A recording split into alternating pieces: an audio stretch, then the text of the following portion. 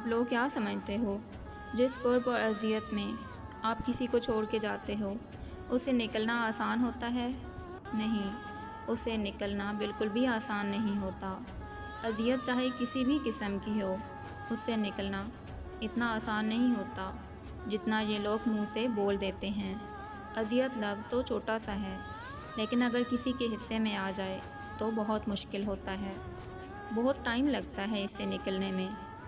کئی لوگوں کی تو زندگی بیت جاتی ہے اور کئی لوگ اس کی اذیت کا مقابلہ ہی نہیں کر پاتے، اور کوئی عام انسان اس چیز کا مقابلہ نہیں کر سکتا۔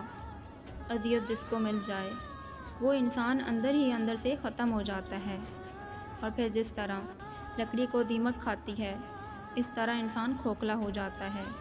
سانسیں چلتی ضرور ہیں لیکن انسان مر جاتا ہے۔